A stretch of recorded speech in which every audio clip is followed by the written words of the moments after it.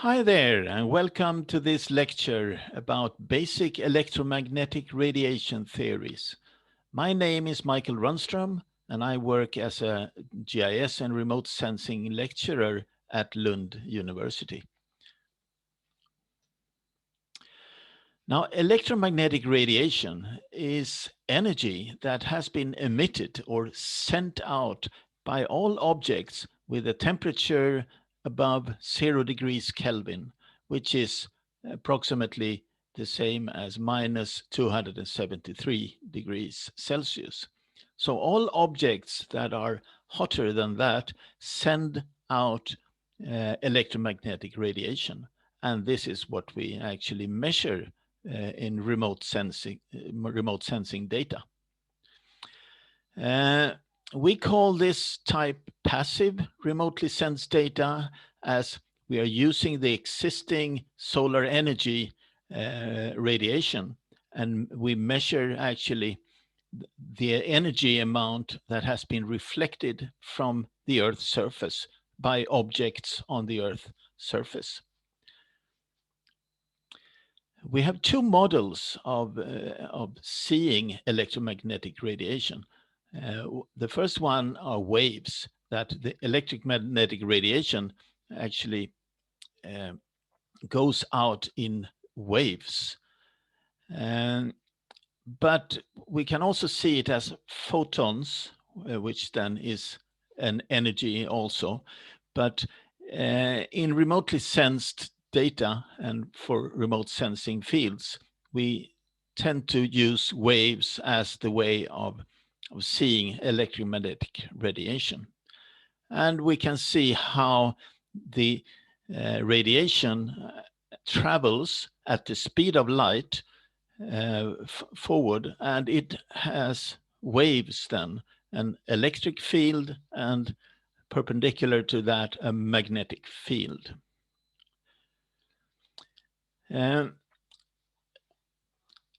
Wavelengths, that is actually to measure the distance between two wave peaks,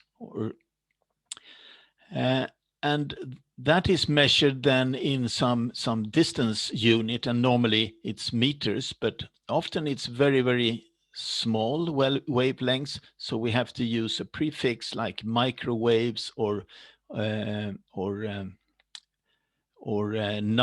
nanometer waves. And it's also interesting to see the frequency is how many cycles that pass through a fixed point per unit time. And the wavelength and the frequency are related through this formula here, where c is the speed of light, and it equals the frequency multiplied by the wavelength. So by changing any of the frequency or the wavelength, it will affect the other one, as c is constant, the speed of light is constant. When we look at sunlight or radiation, I'm sure you have seen this picture where light is traveling through a prisma, and it's divided into different colors like this. And these are actually then different wavelengths that we see. The blue wavelengths, the green wavelengths, and the red wavelengths. And there are many other wavelengths also, but we cannot see them as they are not, our eyes are not seeing those wavelengths. We only see the visible part of the electromagnetic spectrum. We can see here electromagnetic radiation going all the way from gamma rays and X-rays, and with very, very small wavelengths. And here in this little part, we have the visible light, and it's divided into blue light, green light, and red light. And a combination of those gives us the different colors then. But we have other parts in the spectrum that are interesting. We have the near infrared, and we have the thermal infrared here, and at longer wavelengths we have radar and television and radio. So this is all the electromagnetic spectrum, and this little part here, it belongs to the visible light that our eyes can actually see. And this is the Earth's radiation budget. We have the incoming solar radiation in different wavelengths in the electromagnetic spectrum, and it travels through space and enters the atmosphere of the Earth. And some of the radiation, some of the energy emitted from the sun is actually absorbed by the atmosphere. So it doesn't penetrate or transmits all the way down to the surface. It sort of stops in the atmosphere and is heating different objects there. Some of the energy are reflected by, for instance, clouds, and reflected out again. So that doesn't, that part of the radiation doesn't travel to the surface either. And some is actually reflected at the top of the atmosphere. But some of the radiation is actually coming down and penetrating the whole atmosphere and going down to the Earth's surface, where it's then absorbed by the Earth and also reflected by the Earth's surface. And this is what we actually are measuring in our satellite sensors, this part of the energy that has been traveling down here and actually reflected on the Earth. But we can see also that we have problems. We will also measure this part of the energy for the satellite that is approximately at 900 kilometers above the Earth's surface. And what is actually absorbed by the Earth's surface needs to be emitted from the Earth out again in order to keep the balance of the Earth. Otherwise, it would be heating and heating and heating if this didn't leave the Earth during nights, for instance. When we have outgoing long wave radiation, more thermal infrared radiation.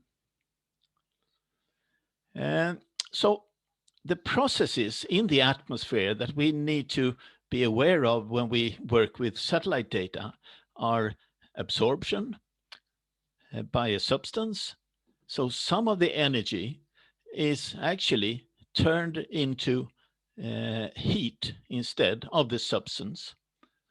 And we can see that, we can understand that very easily when looking at our oceans, how much, if energy is coming down to the oceans or to water, it will actually heat up the water. So the energy coming in is actually transformed into heat in the substance that it meets, water, for instance.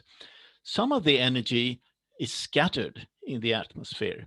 That means the energy hits different particles and is then reflected out into different directions by those particles. Some are reflected in the atmosphere, for instance, by clouds or things like that. Which then contains water. But some is reflected, some is heated, absorbed into heat, and then some are reflected from an object in the atmosphere. And some of the energy is actually transmitted. There's a transmission of the energy all the way down to the surface of the Earth. So this is the part that we are mostly interesting because it's this one that has actually been in contact with the objects that we need to measure from the satellite sensor. Now these things will affect which parts of the electromagnetic spectrum we can actually measure from space. Some of the molecules are very high at absorbing almost all the energy.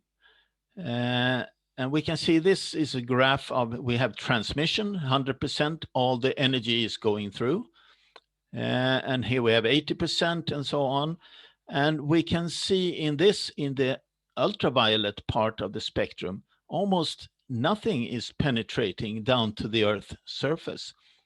All is absorbed by or reflected by the ozone. In other parts of so here we have the wavelengths, and in other parts of the spectrum, in the near infrared and the thermal infrared, we see these very high absorption wavelengths and what is causing the absorption. So here we have water that is absorbing all the radiation, 100% of the radiation actually here. So measuring things by a satellite sensor in this part of the is not of any use, because no radiation is actually interacting with the object on the Earth's surface and reflected up, so we can measure the energy by the sensor. So we have these different absorption parts, and that leaves us then with atmospheric windows. So here we have a window at the visible part of the spectrum where almost 90% of the energy emitted from the sun, or actually that comes to the top of the atmosphere, is actually transmitted through the atmosphere and can then be reflected by an object, and we can measure the radiation when it is reflected back again to the sensor. So these are atmospheric windows where we do have high transmissions, and that means in those areas we can measure the amount of energy.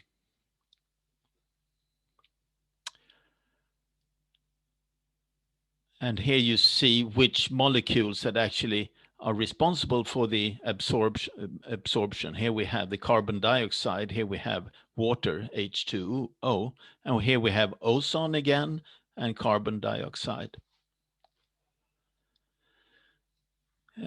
So electromagnetic radiation coming from the sun travels through space and enters the Earth atmosphere. And as going through the atmosphere, some of the radiation is absorbed by different molecules, as we saw in the last slide, and some are scattered. And scattering are different in different wavelengths. We have Rayleigh scattering, and this one scatters shorter wavelengths, the ultraviolet and blue ones. They are caused by particles smaller than the wavelength, and this is actually what makes the sky look blue when we look at it. So the blue wavelengths have hit different particles that are very, very small, and then the small wavelengths have been scattered more than the longer wavelengths, and that makes it look blue. And then we have Mie scattering that is caused by different particles in the atmosphere. It could be smoke, fumes, or haze. They have approximately the same size as the wavelengths they scatter. And then we have also non-selective scattering. Those can be caused by dust or or fog, and also water droplets. Those are big particles, and all wavelengths are scattered somewhat equal from these. Now we say spectral irradiance is actually what we measure and what the sun is actually emitting. And we see there is an energy unit for spectral irradiance. So if we look at this graph, here we have wavelength on this axis, and we have the energy or the spectral irradiance on this axis. We can see the solar irradiation curve outside the atmosphere. So this is how much solar energy that actually comes to the Earth atmosphere, outside the atmosphere. It's the outside the atmosphere, and that can be, we can actually measure, or we can calculate how much this is actually. And we see the curve would looks like it's this line actually going up here. Here we have the visible parts of the spectrum. So there's a lot of energy in the visible parts of the spectrum. And then it goes down like this. So that's the irradiation curve outside the atmosphere. If we look at the irradiation coming down to sea level that then have penetrated the atmosphere, we see this curve here going up, and this is how much energy is left in the visible part of the spectrum, and then it goes down again. Where did my pointer go? Here we have it. So then it goes down, and here we see these absorption fields of the magnetic spectrum, where absorption is very high, and we see the atmospheric windows here very clearly. Here is a window, for instance. We don't measure things here because most of the energy is transmitted here. So this is how it looks then, what comes down to the Earth's surface.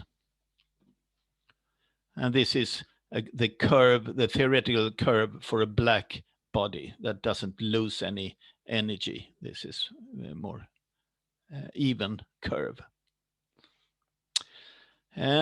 So when we use remotely sensed data measured, for instance, by a sensor on board a satellite platform, we measure the amount of solar energy that has come down to the atmosphere. And in the atmosphere, as we now know, the energy is being scattered, and also some are being absorbed. And some is transmitted down to the Earth's surface, where it actually hits a target, an object, a house or a forest or something, and it interacts with that and reflects energy back up to the satellite sensor. Here we have the satellite sensor measuring the energy. So we see now what we actually measure up in the satellite are both the target properties here, that is dependent on the target, but also the scattering and absorption. No, so not absorption, but the scattering. So the atmospheric properties of scattering the energy also is measured by the sensor. So we see what we measure here are digital. It's radiance actually, but it has been recalculated to digital numbers. So we can see it as that for now. So we measure a value of digital number as 53.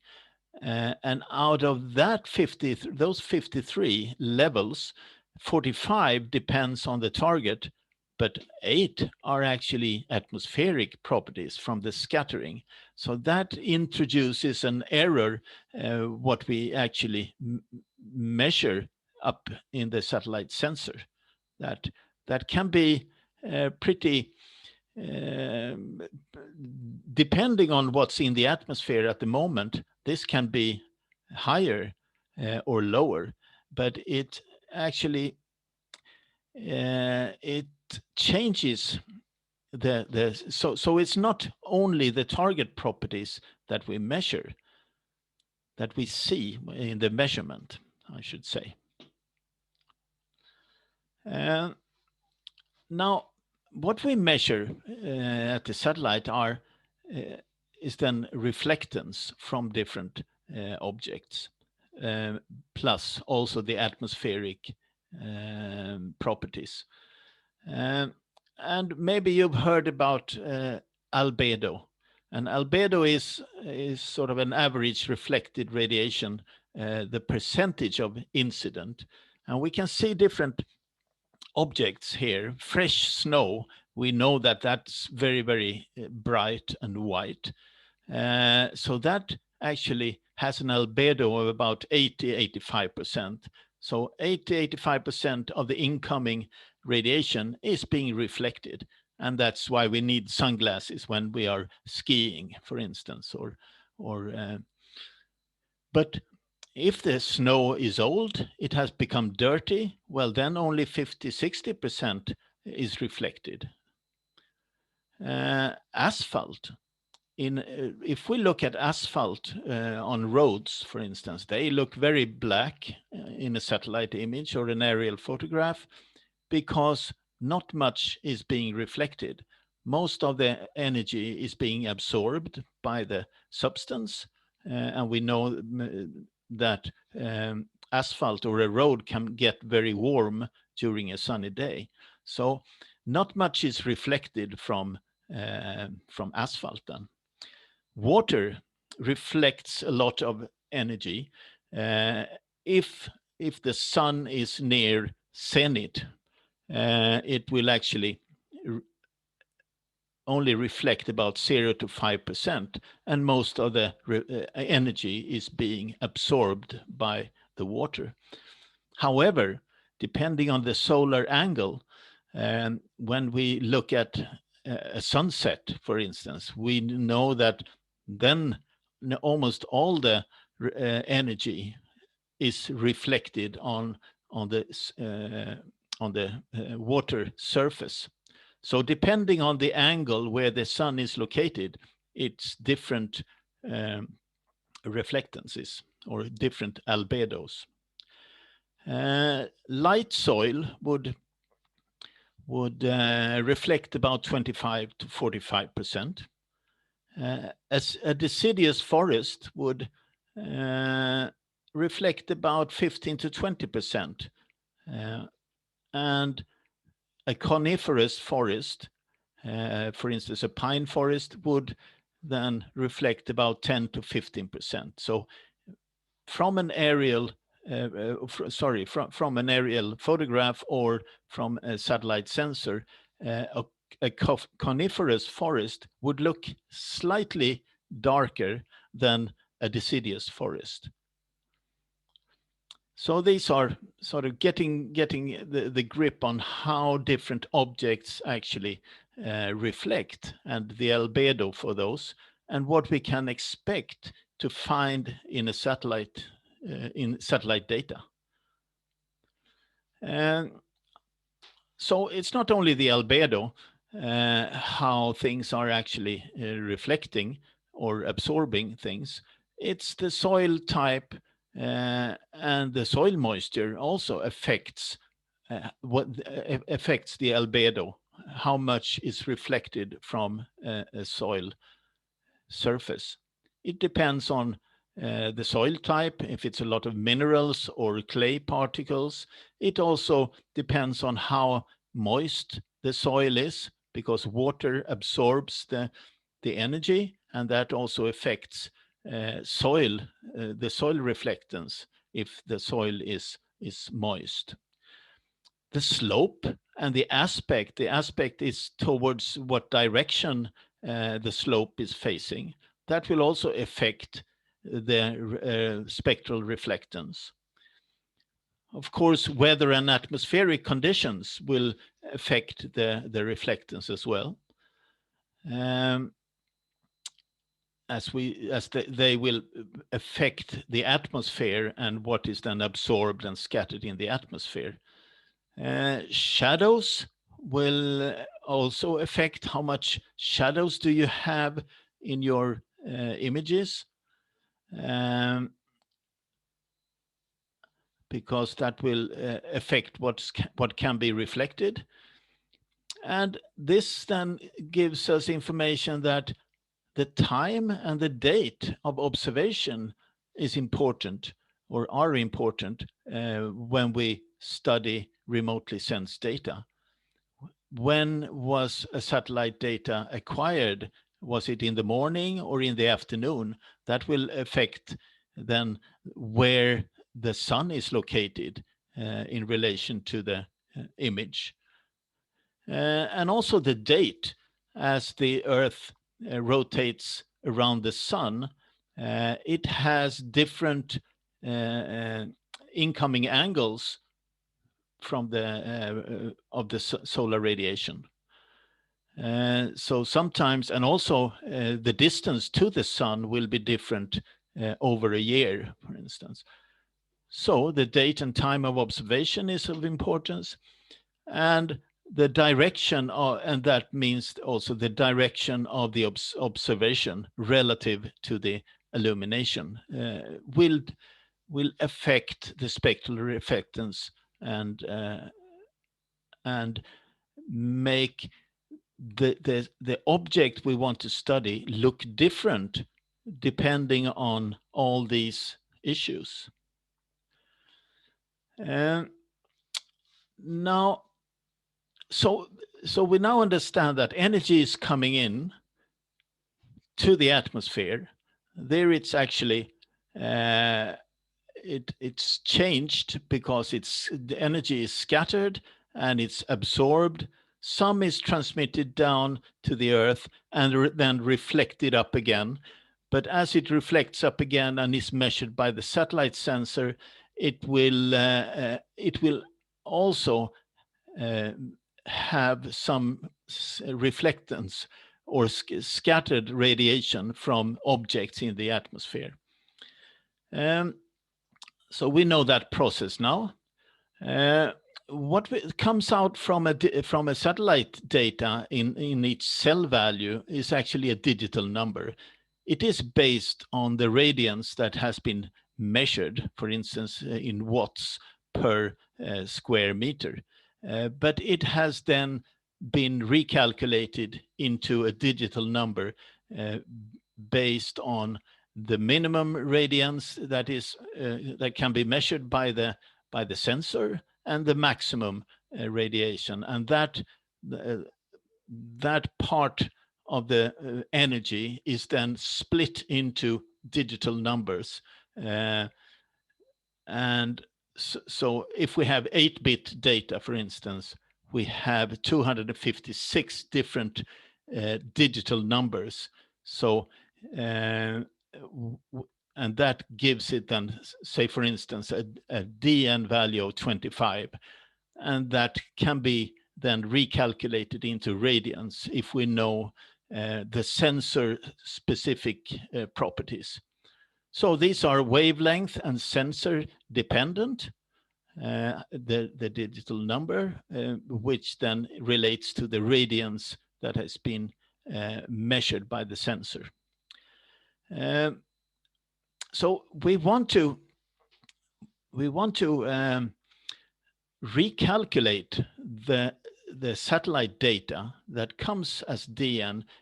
We can calculate it to radiance, recalculated, but we also want to correct the data for atmospheric conditions. For instance, the solar angle and the distance to the sun at that specific moment.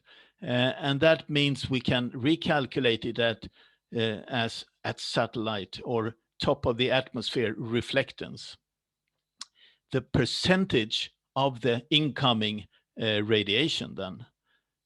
So then we can recalculate it into a percentage of incoming radiation instead, where we have corrected the data for atmospheric conditions and solar angles and things like that. And that is something we call radiometric correction.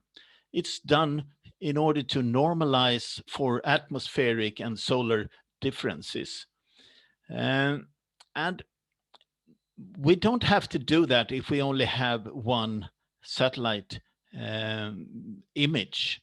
Then it's okay to work with digital numbers and things like that.